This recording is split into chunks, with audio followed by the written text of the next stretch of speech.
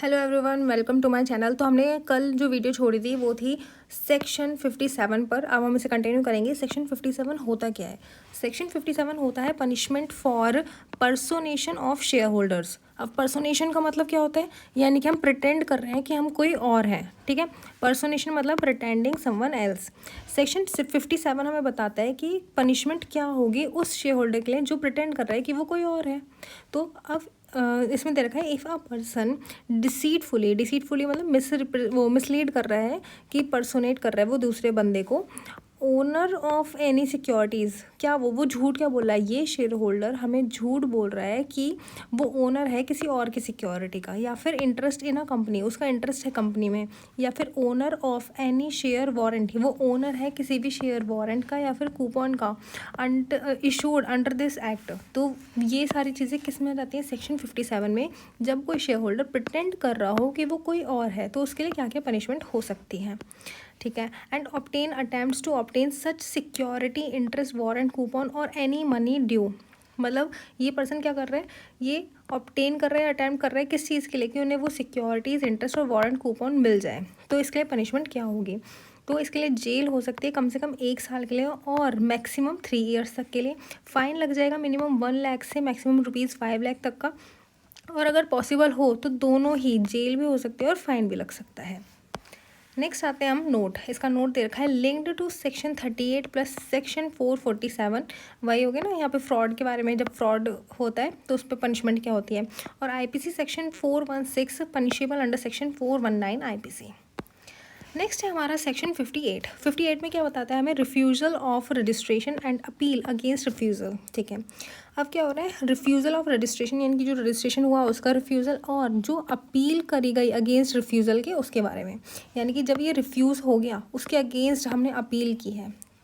अब शेयर्स क्या होते हैं? मूवेबल प्रॉपर्टी होते हैं, वो ट्रांसफरेबल होते हैं एज़ पर आर्टिकल्स, यानी कि आर्टिकल्स में लिखा हुआ होता है कि वो हम इजीली ट्रांसफ़र कर सकते हैं।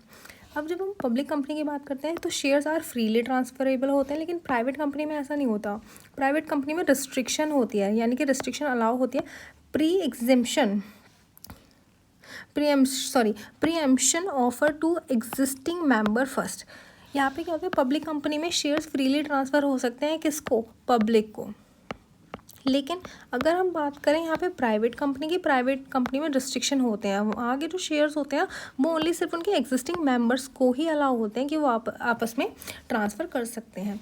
Articles can not make public company shares non transferable, ठीक है। आर्टिकल्स में कभी ऐसा नहीं लिखा होता कि पब्लिक कंपनी के शेयर्स ट्रांसफरेबल नहीं है। पब्लिक कंपनी के लिए हमेशा अलाउ है कि फ्री ट्रांसफरेबल शेयर्स हैं उनके, ठीक है। सेक्शन 58 सबसेक्शन 1 क्या बोलता है हमें? Procedure for refusal private company.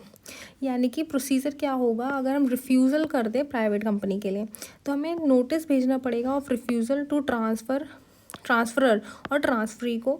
State हमें रीजंस देने होंगे कि हम ये रिफ्यूज़ल क्यों कर रहे हैं। टाइम लिमिट क्या होगी? 30 डेज़ के अंदर अंदर जो हमारा इंस्ट्रूमेंट है या इंटीमेशन रिसिप्ट है, इंटीमेशन रिसिप्ट मतलब फॉर्मल नोटिस है, वो हमें भेजना पड़ेगा।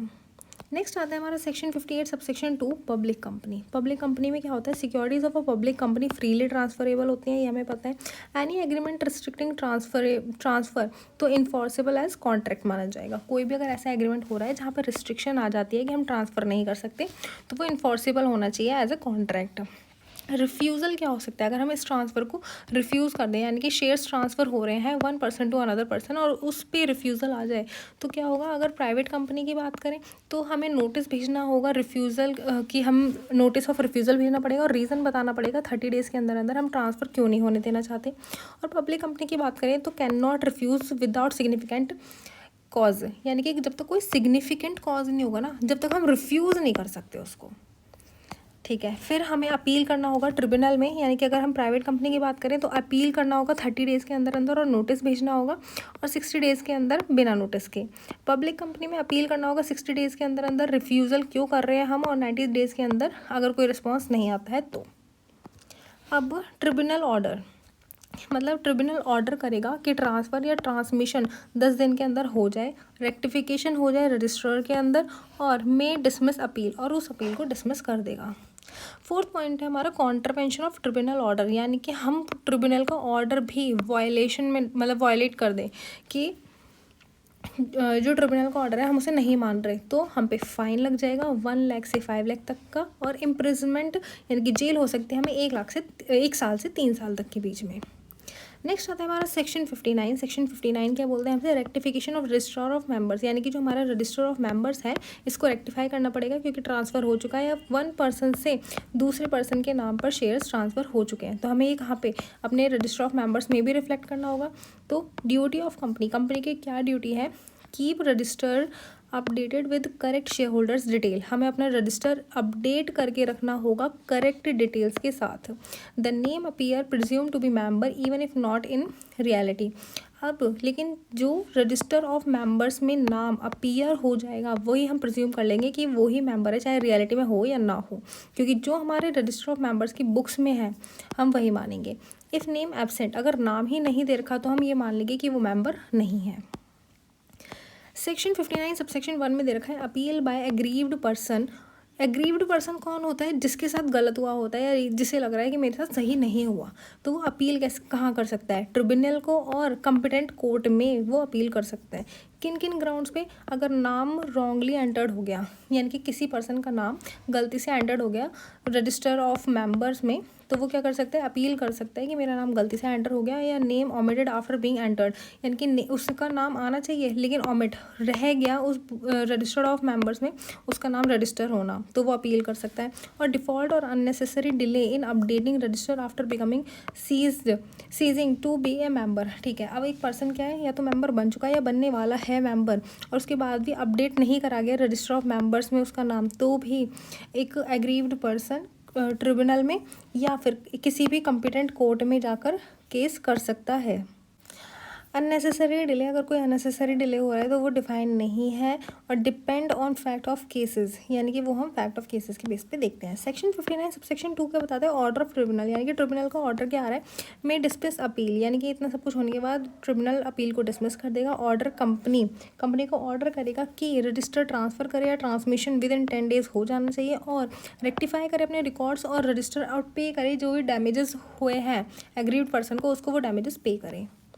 नेक्स्ट आता है section 59 subsection 3 rights of holder, यानी कि जो हमारा शेयर होल्डर है उसके क्या क्या राइट्स होते हैं। तो holders right to transfer securities is protected, ठीक है, यानी कि अगर होल्डर चाहे तो अपने राइट्स को, यानी कि उसे ट्रांसफ़र जो करनी है अपनी सिक्योरिटीज़, वो प्रोटेक्टेड रहेगा। Buyer of such securities get voting right unless suspended by tribunal, ठीक है। अगर कंपनी में वोटिंग हो रही है तो जो बायर है ना, जिसने शेयर्स परचेज करे हैं, उसके पास राइट है कि वो वोटिंग राइट में पार्टिसिपेट कर सकता है, चाहे ट्रिब्यूनल ने उसे सस्पेंड किया हो या ना किया हो। सेक्शन 59 सबसेक्शन 4 बताता है हमें कॉन्ट्रवेंशन एंड ट्रिब्यूनल डायरेक्शन। अगर हमने कॉन्ट्रवेंशन कर दिया और उसके बाद ट्रिब्यूनल का क्या डायरेक्शन रहेगा। एक transfer of securities contravenes certain laws, यानी कि कुछ लॉज के अगेंस्ट जाके ट्रांसफ़र ऑफ सिक्योरिटीज़ हुई हैं तो ट्रिब्यूनल ऑर्डर करेगा रेक्टिफिकेशन को ऑफ रजिस्टर्ड रिकॉर्ड्स को। और ये किस में कवर है, कौन कौन से लॉ कवर्ड है इसमें, SEBI act 1992, securities contract regulation act 1956, companies act 2013, any other applicable law. Next आता है हमारा सेक्शन 61। ओके, अभी तक हम पढ़ रहे थे सेक्शन 59, अब है हमारा section 61। Power of limited company to alter share capital, यानी कि क्या पावर है लिमिटेड कंपनी की जिससे वो ऑल्टर कर सकते हैं अपने share capital. A company with share capital can alter its capital clause in MOA if articles allow कर रहे हैं by passing a resolution in general meeting. Simple सी बात है, अगर किसी कंपनी को, किसी लिमिटेड कंपनी को अपने शेयर कैपिटल को ऑल्टर करना है तो उनको सिर्फ एक रेजोल्यूशन पास करना होगा जनरल मीटिंग में, और कैपिटल क्लॉज के जो एमओए के अंदर कैपिटल क्लॉज होती है उसमें हम ऑल्टर कर देंगे। हमें अगर क्या मतलब ये किस चीज़ में हो सकता है। पहला पॉइंट दे रखा है इंक्रीज ऑथराइज शेयर कैपिटल, अगर हम अपनी शेयर कैपिटल बनानी है तब हमें ये ऑल्टर करना पड़ेगा। कंसोलिडेट करना है, डिवाइड करना है शेयर्स को लार्ज अमाउंट में, तो हम ऑल्टर कर सकते हैं। Convert fully paid shares into stock and vice versa, subdivide कर सकते हैं शेयर्स को स्मॉल अमाउंट में। पेड और unpaid proportion same as original shares, और अगर हमें कैंसिल करना है या अनइश्यूड शेयर्स देखने हैं तो रिड्यूस कर सकते हैं कैपिटल अपनी। इसमें एग्जांपल दे रखा है 100 शेयर्स पहले 80 पेड अप के थे, उसके बाद हमने क्या करा 100 शेयर्स को 10 शेयर्स में कर दिया और 10 ईच, और जिसमें कि पेड अप अमाउंट कितनी हो गई 8। नेक्स्ट देखते हैं हमारा प्रोसीजर एंड नोट्स, ठीक है। प्रोसीजर एंड नोट्स में क्या होता है, एनसीईआरटी को अप्रूव करना होता है ओनली इफ़ कंसोलिडेशन या फिर डिवीजन अफेक्ट कर रहा है voting percentage of share holders को। ठीक है, अगर हम जिस तरीके से अपनी शेयर कैपिटल को ऑल्टर करेंगे और वो उसमें क्या हो रहा है, वोटिंग परसेंटेज अफेक्ट हो रही है शेयर होल्डर्स की, तो हमें एनसीईआरटी का अप्रूवल चाहिए होता है। नोटिस हमें देना होता है एसेट 7 में रजिस्ट्रार को within 30 days from alteration in memorandum. अगर हम मेमोरेंडम में चेंज कर रहे हैं, ऑल्ट्रेशन आ रहा है, तो विदिन 30 डेज़ हमें SH7 में रजिस्ट्रार को बताना पड़ेगा। और कैंसिलेशन ऑफ शेयर्स अगर हम कैंसिल कर रहे हैं तो which is not equal to reduction of share capital under section 66। हम कैंसिल कर रहे हैं शेयर्स को, लेकिन शेयर कैपिटल रिड्यूस नहीं हो रही। ये बात याद रखने वाली है, cancellation of shares is not equal to reduction of share capital under section 66। Section 62 क्या बताता है हमें, राइट इशू। राइट इशू में पता है, राइट इशू वो होता है जब हम अपने एग्जिस्टिंग शेयर होल्डर्स को फर्स्ट अपॉर्चुनिटी देते हैं कि वो बाय करें एडिशनल शेयर्स बिफोर पब्लिक, उसे बोलते हैं हम right issue. Again right issue किसे बोलते हैं, हम जब हमारे एग्जिस्टिंग शेयर होल्डर्स को हम कंपनी यानी कि एग्जिस्टिंग शेयर होल्डर्स को कंपनी फर्स्ट अपॉर्चुनिटी दे रही है कि आप बाय कर लो एडिशनल शेयर्स बिफोर पब्लिक, उसे बोलते हैं राइट इशू। ये किस तरीके से हो सकता है, या तो प्रोराटा बेसिस पे हो सकता है या नॉन डायल्यूटिव बेसिस पे हो सकता है।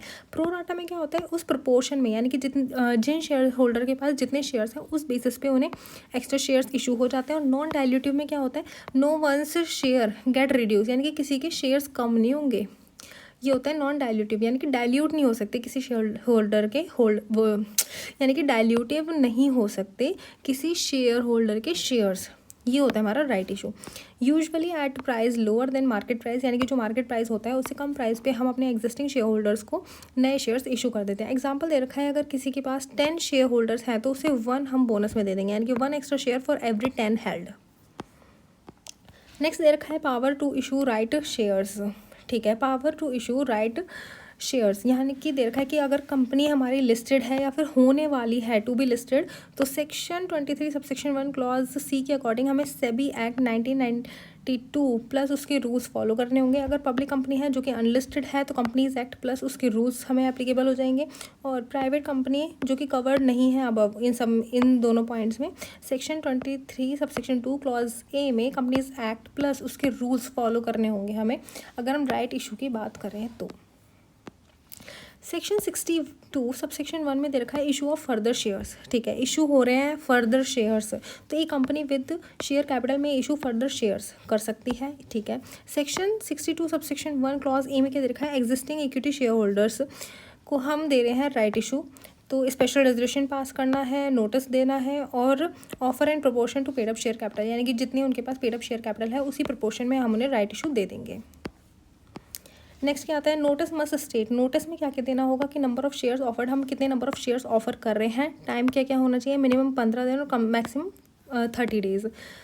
If not accepted in time तो हम डीम्ड डिक्लाइन मान लेंगे, यानी कि हमने जो टाइम पीरियड दे रखा था 15 से 30 दिन के बीच में कि एग्जिस्टिंग शेयर होल्डर्स को इस टाइम बेसिस में राइट इशू अप्लाई कर देना है, लेकिन उन्होंने नहीं करा तो हम मान लेंगे कि ये डिक्लाइन हो चुका है। Right to renounce in favour of others unless prohibited by articles, हमारे पास ये राइट है कि हम री अनाउंस कर सकते हैं किसी और के फेवर में, जब लेकिन वो प्रोहिबिट नहीं होना चाहिए आर्टिकल्स के अंदर। अगर डिक्लाइन मान लिया यानी कि 15 से 30 दिनों के अंदर अंदर शेयर होल्डर्स ने उसको एक्सेप्ट नहीं करा तो हम उसे डिक्लाइन मान लेंगे, और अगर डिक्लाइन मान लिया और एक्सपायर हो गया तो बोर्ड में dispose in way not disadvantages to companies share holder, यानी कि बोर्ड को क्या करना होगा, उन्हें डिस्पोज करना होगा जिससे डिसएडवांटेज ना ले सके कंपनी और share holders. For private company और IFSC पब्लिक कंपनी में शॉर्टर पीरियड अलाउ होता है, 90% मेंबर की कंसेंट ज़रूरी होती है राइटिंग में या फिर ई मोड में। सेक्शन 62 सबसेक्शन 1 क्लॉज बी में दे रखा है टू एम्प्लॉय स्टॉक ऑप्शन। ठीक है, इसमें क्या होता है, इसमें स्पेशल रेजोल्यूशन पास करना होता है और कंडीशन फॉलो करनी होती है जो रूल नंबर 12 में लिखी होती है। एम्प्लॉय स्टॉक ऑप्शन होता है right to purchase at further date predetermined price. यहाँ पे क्या होता है, हमें ना फ्यूचर में ख़रीदना होता है कोई शेयर, लेकिन हम उसको आज ही परचेज़ कर लेते हैं। Right to purchase at future date, हमने फ्यूचर की डेट में उसे परचेज़ करना है एट प्री डिटरमाइंड प्राइस, यानी कि हमें 1 महीने बाद शेयर्स परचेज़ करने हैं यहाँ पे इस पॉइंट पे, लेकिन हमें नहीं पता कि यहाँ पे शेयर्स की प्राइस बढ़ भी सकते हैं या घट भी सकते हैं, फिर बढ़ भी सकते हैं या घट भी सकते हैं। हमने आज ही प्री डिटरमाइंड प्राइस पे, आज ही जैसे हमें ₹10 पे मिल गए शेयर्स तो हमने ले लिए, लेकिन हमने क्या पे करा यहाँ पे प्री डिटरमाइंड प्राइस, और ख़रीदना कब था हमें, परचेज एट फ्यूचर डेट। इसे बोलते हैं हम एम्प्लॉय ऑप्शन, स्टॉक ऑप्शन। यहाँ पे क्या दे रखा है, फिर ऑर्डिनरी रेजोल्यूशन अलाउ होता है अगर प्राइवेट कंपनी की बात करें, कोई डिफ़ॉल्ट नहीं होना चाहिए। फाइलिंग सेक्शन 137 और section 92 statement specified IFSC public companies में, ठीक है। ऑर्डिनरी रेजोल्यूशन होता है प्राइवेट कंपनी और IFSC कंपनी के लिए, लेकिन प्राइवेट कंपनी को कोई भी डिफ़ॉल्ट नहीं करना है जब वो सेक्शन 137 और सेक्शन 92 फाइल करे। और अगर हम लिस्टेड कंपनी की बात करें तो उसके लिए सिर्फ सेबी के रेगुलेशन 2014 ही फॉलो करने कंपलसरी होते हैं। सेक्शन 62 सबसेक्शन 1 क्लॉज सी में क्या दे रखा है, to any person if authorise by special resolution can be for cash और नॉन कैश कंसिडरेशन।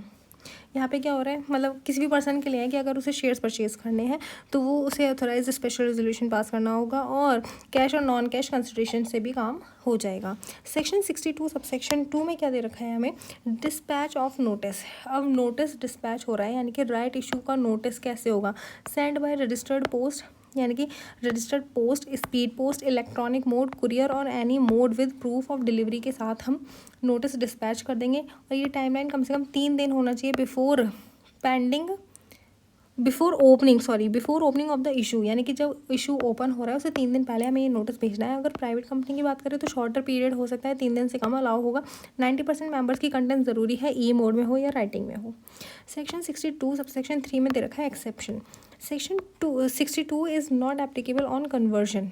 अगर डिबेंचर्स कन्वर्ट हो रहे हैं इक्विटी शेयर्स में या फिर कोई लोन इक्विटी शेयर्स में कन्वर्ट हो रहा है तो सेक्शन 62 उस पर अप्लाई नहीं होगा। इसके कंडीशन क्या होता है, terms approve by special resolution before issue और लोन, यानी कि जिस टाइम हमने लोन इशू करा है या फिर डिबेंचर्स इशू करा है या फिर लोन इशू करा है, उस टाइम पर हम एक ऐसा एग्रीमेंट बना लेते हैं कि वहाँ पे हम सेक्शन 62 अप्लाई नहीं होगा।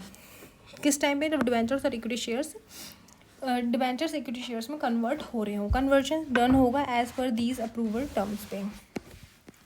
गवर्नमेंट ऑर्डर देगा कन्वर्जन ऑफ डिबेंचर्स को, तो इशूड टू गवर्नमेंट। अगर कन्वर्ट हो रहे हैं डिबेंचर्स गवर्नमेंट के ऑर्डर से, तो ये जो कन्वर्ट होगा तो इक्विटी शेयर्स जो इशू होंगे वो सीधे गवर्नमेंट को इशू हो जाएंगे, और loans by government into shares fully और पार्टली हो जाएगा। ओनली पब्लिक इंटरेस्ट रिक्वायर्ड, अगर पब्लिक इंटरेस्ट रिक्वायर है जब भी गवर्नमेंट ऑर्डर देगा। On terms and condition reasonable in circumstances, ठीक है, जो भी टर्म्स एंड कंडीशंस रीजनेबल होगी उस सर्कमस्टेंसेस पे वो अप्लाई हो जाएगा। Even if original terms of issue या loan had no conversion clause, अगर ओरिजिनल टर्म्स में इशू और लोन्स के रिगार्डिंग कोई भी कन्वर्जन क्लॉज नहीं है तब भी ये गवर्नमेंट के ऑर्डर से हो जाएगा। सेक्शन 62 सबसेक्शन 4 में क्या दे रखा है, remedy for company. Remedy for company क्या है, इफ़ टर्म्स अनएक्सपेक्टेबल, कोई भी टर्म्स अनएक्सपेक्टेबल है तो कंपनी में appeal to tribunal within 60 days from order. Company appeal कर सकती है ट्रिब्यूनल को 60 डेज़ के अंदर अंदर। ट्रिब्यूनल डिसाइड करेगा आफ्टर हियरिंग बोथ साइड, दोनों को सुनने के बाद। Section 62 subsection 5 government to consideration, company की फाइनेंशियल पोजीशन चेक करी जाएगी, टर्म्स ऑफ डिबेंचर और लोन्स देखे जाएंगे, इंटरेस्ट रेट देखा जाएगा और अदर रेलेवेंट मैटर्स हैं वो भी देखे जाएंगे। Section 62 subsection 6 effect on authorised capital, क्या क्या इफेक्ट पड़ेगा ऑथराइज कैपिटल पे। Authorise capital increase by amount of shares issued on conversion, यानी कि ऑथराइज कैपिटल इंक्रीज हो रही है किस अमाउंट से, ऑफ शेयर्स जो कि इशू करे गए थे कन्वर्जन के टाइम पे, यानी कि डिबेंचर से इक्विटी शेयर कैपिटल में और लोन से इक्विटी शेयर्स में, और एमओए ऑल्टर कर दिया जाएगा उसी के हिसाब से। नोट दे रखा है section 62 not applicable to Nidhi companies but share holders interest must be protected. ये सेक्शन 62 निधि कंपनी पे अप्लाई नहीं होता है, लेकिन शेयर होल्डर का जो इंटरेस्ट होता है वो प्रोटेक्टेड रहता है। नेक्स्ट आता है हमारा section 63 issue of bonus shares. Bonus shares हो रहा है यहाँ पे, इसकी डेफिनेशन क्या होती है, not defined in companies act में डिफाइन नहीं करा गया है, लेकिन इसका मतलब होता है कि हम इशू कर रहे हैं fully paid up shares to existing share holders free of cost in proportion to their holding, ठीक है। नेचर क्या हो गया इसका, capitalisation of profit and reserve और transfer amount from reserve to share capital. Example दे रखा है, अगर हमारे पास 2 शेयर हैं तो 2 शेयर वालों को 1 शेयर फ्री मिल जाएगा। Holder of 100 share get 50 bonus shares, total now 150 without paying anything. Bonus share मतलब फ्री में हमें एक्स्ट्रा शेयर्स मिल गए, किसको, एग्जिस्टिंग शेयर होल्डर्स को। जुडिशियल व्यू क्या होता है, बोनस मतलब accretion to existing share holders, यानी कि इंक्रीमेंट हो गया एग्जिस्टिंग शेयर होल्डर्स के लिए, came into existence with identify and value like bought shares, increase the share capital by transferring from reserve to capital account. Increase हो जाती है हमारी share capital bonus share issue करने के बाद, क्योंकि हम ट्रांसफर कर देते हैं अपने रिजर्व को कैपिटल अकाउंट में। सेक्शन 63 सबसेक्शन 1 बताता है हमें सोर्स फॉर बोनस इशू, यानी कि free reserve other than revaluation reserve, securities premium account, capital redemption reserve account और source of bonus issue. Bonus issue हम किस किस से इशू कर सकते हैं, फ्री रिजर्व से, सिक्योरिटी प्रीमियम अकाउंट से और कैपिटल रिडम्पशन अकाउंट से। Section 63 subsection 2 pre requisition for issue of bonus shares, यानी कि एक company can not issue fully paid up bonus shares unless, जब तक उसके आर्टिकल्स में ना दे रखा हो और बोर्ड ने उसे रिकमेंड ना कर रखा हो और ऑथराइज ना कर रखा हो जनरल मीटिंग में। ठीक है, कोई डिफ़ॉल्ट नहीं होना चाहिए। रीपेमेंट ऑफ डिपॉजिट, यानी कि हमारे जितने भी डिपॉजिट हैं, इंटरेस्ट हैं, डेट सिक्योरिटीज़ हैं, उनमें कोई भी डिफ़ॉल्ट नहीं होना चाहिए। कोई भी डिफ़ॉल्ट नहीं होना चाहिए पेमेंट ऑफ स्टैट्यूटरी ड्यूज़ में, यानी कि पीएफ, ग्रेच्युटी और बोनस। कंपनी बिल्कुल क्लीन होनी चाहिए, कोई भी डिफ़ॉल्ट किसी भी चीज़ में नहीं होना चाहिए। Partly paid up shares are made fully paid bonus before issue, और companies complies with rule 14 of companies share capital and debenture rule 2014, once announced cannot be withdrawn। अगर ये सारी चीज़ें एक बार अनाउंस हो गई तो विड्रॉल नहीं की जा सकती। इसमें नोट दे रखा है कि bonus share not in lieu of dividend, section 63 subsection 3 section this allow करता है capitalisation of profit reserve to issue fully paid up bonus shares और pay unpaid amount of on shares. Okay, section 64 notice to registrar, ठीक है। और section 64 subsection 1 alteration of share capital. Alteration कैसे हो रही है शेयर कैपिटल की, अगर हमें ऑल्ट्रेशन ऑफ शेयर कैपिटल करनी है 61(1) में कर सकते हैं। गवर्नमेंट ऑर्डर पास करना है तो 62(6) और 62(4) में हो सकता है। Increase authorise capital, redemption of redeemed preference shares, ये सब हो गया। फाइलिंग रिक्वायरमेंट्स क्या हो जाएंगी, फॉर्म SH7 चाहिए हमें जिसमें ऑल्टर्ड MOA हो 30 दिन के अंदर अंदर ऑल्ट्रेशन के।